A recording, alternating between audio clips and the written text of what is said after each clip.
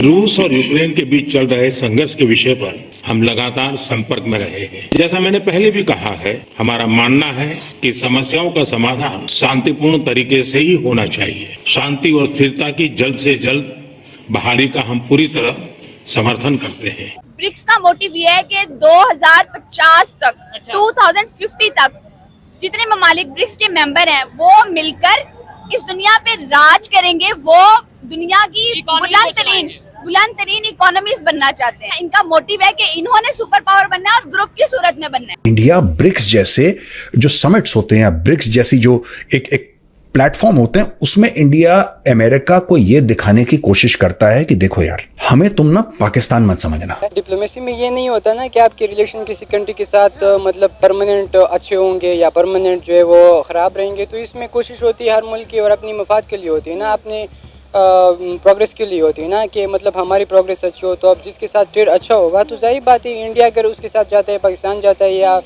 America अगर किसके ऊपर सैंक्शन करता है। There is a big global power play जिसको इंडिया के प्राइम मिनिस्टर जो है वो भी लीड कर रहे हैं। प्राइम मिनिस्टर मोदी जो है उन्होंने एक लाइन ले ली है और वो समझ लिया है यूक्रेन के ऊपर बात करनी है और रशिया को ये कहना है कि यूक्रेन के अंदर जो चीजें हैं आप सीज फायर करें।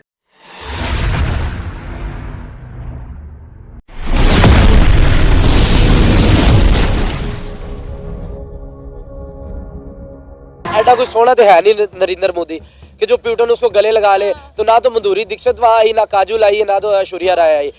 बात क्या है उसमें? बात यही है कि वो अपने मुल्क को स्टैंड कर रहा है, अपने मुल्क के साथ ऑनेस्ट है। वो जानते हैं दूसरी कंट्रीज वाले, जहां भी आप किसी मुल्क के भी साथ जाते हैं, ये जो इंटेलिजेंट एजेंसी होती है ना हमारे मुल्क के अलावा, ये तो हमारे हमको उठाने का काम करती है। इसके अलावा जो भी एजेंसीज होती हैं ना, वो उस मुल्क के वजीर आजम को उनको बैकग्राउंड चेक करती है कि इसका पैसा किधर पड़ा हुआ है, इसका इंटरेस्ट किधर है, अपनी कंट्री के साथ इसका इंटरेस्ट है कि नहीं है। नेक्स्ट आने वाला जो टाइम है ना, चंद सालों के अंदर अंदर आप ये चीज देखेंगे कि ये कंसेप्ट खत्म हो जाएगा कि कोई एक मुल्क जो है वो दुनिया की सुपर पावर है। हमारे लिए रशिया और रशिया के लिए हम कितने गहरे दोस्त हैं। जब बांग्लादेश के अंदर आपकी और हमारी लड़ाई हो रही थी, उस टाइम पर रशिया पूरी दुनिया से इंडिया के लिए लड़ चुका था। उसका बदला यूक्रेन वॉर में दिया हमने। जब पूरी दुनिया रशिया के अगेंस्ट खड़ी हुई है, हमने दोस्ती निभाई, हमने पूरी दुनिया का दबाव सहन करते हुए रशिया का साथ दिया। इंडिया जो है ना, ये एक दहशतगर्द मुल्क है। ये मतलब हमारे मुल्क में भी दहशतगर्दी कराता है। चीन को ऐसा नहीं करना चाहिए था। इन्होंने पाकिस्तान को भी नहीं शामिल किया क्योंकि पाकिस्तान ने उनका हर मुश्किल वक्त में साथ दिया है।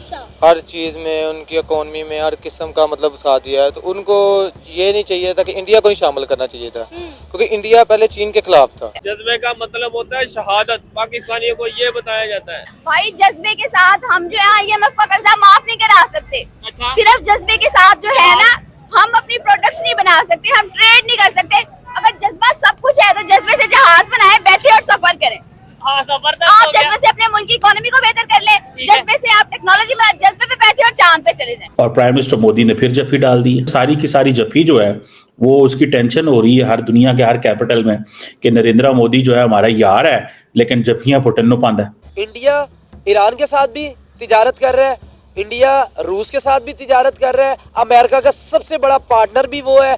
एक हल्की सी कोई भी इंडिया में बात हो, अमेरिका स्ट्रेट फॉरवर्ड खड़ा हो जाता है। हत्ता कि अब देख रहे हैं आप यूक्रेन के बिल्कुल हक में बैठा हुआ है अमेरिका, लेकिन उनका पार्टनर उठ के जाके रूस के साथ बात कर रहा है। नरेंद्र मोदी उससे बात कर रहा है कि आप यूक्रेन को ऐसे करें। हम में इतनी हिम्मत नहीं है कि हम जाके बात करें वहाँ, क्योंकि हमने IMF का कर्जा देना है। हमारे लिए रशिया और रशिया के लिए हम कितने गहरे दोस्त हैं। इतने एक्सट्रीम सिचुएशन में सोचकर देखिए कि इंडिया के लिए ये समिट अपनी दोस्ती निभाने का कितना इंपॉर्टेंट रहा होगा। लड़कियों को पढ़ना चाहिए, लड़कियों को इस्लामी तालीम देनी चाहिए। कुछ ने लड़कियों को बचाना है। उसको लड़कियों को तालीम नहीं देनी चाहिए। लड़कियों को तालीम नहीं, उनको घर में रहना चाहिए। लड़कियों को फिर घर बैठा करे। लड़की का काम है चार दीवारी में रहना। कुरान मजीद और बंदों को इनको काम करना चाहिए, इनको ट्रेन करें। इनको पाकिस्तान में 52% लड़की हैं। इनको 52% लड़कियां चाहे 1000 हो जाए तो उसको घर पे रहे। जो बंदा कमाएगा उसको लेकर रहेगा। अंकल जी क्या कहना चाहेंगे इसके ऊपर बोल रहे हैं लड़कियों के हवाले से? बहुत ज्यादा हाइपर हुए हैं। एक तो अंकल आपकी अपनी ओपिनियन है, मैं उसकी रिस्पेक्ट करती हूँ, लेकिन डरे ना, लड़कियों का जो काम है ना, लड़कों के लिए प्रोफेशन है, डॉक्टर बने बेहतरीन है, नर्स बने बेहतरीन है।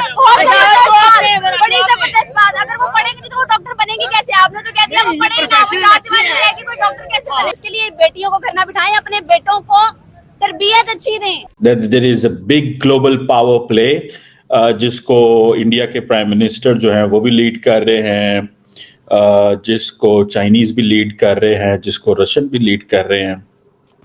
और इम्पॉर्टेंट डेवलपमेंट ये है कि प्राइम मिनिस्टर मोदी की और प्रेसिडेंट पुतिन की मुलाकात हुई है। मुल्क के हम मकरूज है, हम दुबई के साथ बात करते हैं, उनको भी पता है ये भिखारी आगे भीख मांगने के लिए आगे। हमारी इकॉनमी इस तरह नहीं सेट होगी कभी भी। कोई भी मुल्क जो अपनी आप को गुलाम बना ले, ये हमें अमेरिका किस कदर हमें नीच समझते हैं कि हमें उन्होंने 20 साल अपनी जंग में भी धकेला, और फिर भी इतनी शर्म वाली बात है, मुझे शर्म आती बात करने, वो फिर भी हमारी कुर्बानियों को समझ ही नहीं पा रहे। वो हमें भी फिर भी डू मोर का मुतालबा करते। रीजन क्या है कि आप भिखारी है भाई, आप अपनी आवाम को आपने कुर्बान कर दिया, लेकिन वहां आवाम के साथ आप खड़े हो जाते, कहते हैं अमेरिका को डू मोर, उनको कहते आपने आवाम को डू मोर कराया, आपने अपने इलाका ही तबाह कर दिए, आपने वही अभी तक वही आपने जिरगा सिस्टम कायम रखा, अभी तक कबाइल आपसे सता रहे, परेशान है, आपके उन फैसलों की वजह से कई हजार लोग शहीद हो गए। लेकिन अमेरिका फिर भी हमें क्या दे रहा है? सिर्फ हमें वो गुलाम समझ रहा है। हमें वो जो फंड देता है वो इसी तरह देख ले, कभी भी कोई मसला हो जाए अमेरिका को उसी वक्त स्टेटमेंट आ जाता है, उनका वजीर खारजा बाहर फॉरेन मिनिस्टर आता है, वो कहता है हम वो फंड रोक देंगे, हम सलाब जदगान के रोक देंगे। यार आपको क्यों नहीं अकल अभी भी आ रही? रूस जो इंडिया के साथ पहले उसके जो माजी में तल्लुकात थे, अब उसमें काफी डिक्लाइन आ चुका है। अच्छा, तल्लुक खराब हो रहे हैं? तल्लुक खराब हो चुके हैं क्योंकि जो यानी इंडिया है हाँ। वो अमेरिकन ब्लॉक में बैठा हुआ है। अच्छा। और रूस जो है वो पाकिस्तान के नजदीक आ रहा है, रशिया पाकिस्तान के नजदीक आ रहा है। आप खुद देख ले। अगर इंडिया चीख रहा है पाकिस्तान और रशिया के रिलेशंस को लेकर, तो मुझे ये बताएं कि ब्रिक्स की मीटिंग में इंडिया पहुंचा हुआ है। पाकिस्तान मेंबर छोड़े ऑब्जर्वेशन में नहीं है। हम इंडिया जो है वो मेजर इनिशिएटिव ले रहा है फॉर द सीज फायर और peaceful resolution of Russia Ukraine conflict. कोई भी लीडर दुनिया का जो कि फ्रेंडली कंट्री हो, अभी तक आके उसने रशियन प्रेसिडेंट को ये नहीं कहा जो नरेंद्र मोदी ने कहा। ये बड़ी that's an important development, do not undermine करें इसको। इंडिया कौन होता है?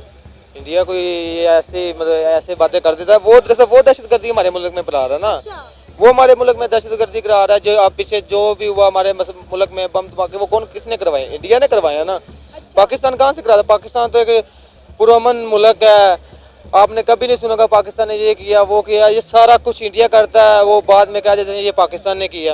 आप क्या चाह रहे हैं, क्या होना चाहिए? मैं चाह रहा हूँ कि इंडिया को बाहर करें, पाकिस्तान को अंदर करें। दुश्मन ना इंडिया, ना चाइना, ना रूस है।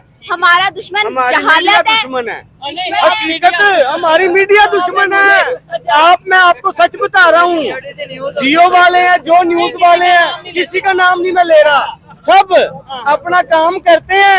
हाँ जी भाई, मैंने तो आपको प्लेटफॉर्म दिया, आपका जो दिल करता है, आपका जो दिल करता है। मेरा प्लेटफॉर्म ये है, मैं एक मजदूर आदमी हूँ, मेरे को आप अंदर भी डलवा सकते हैं। ये मेरा प्लेटफॉर्म के जेल फार्म हो जाएगा बस। एंड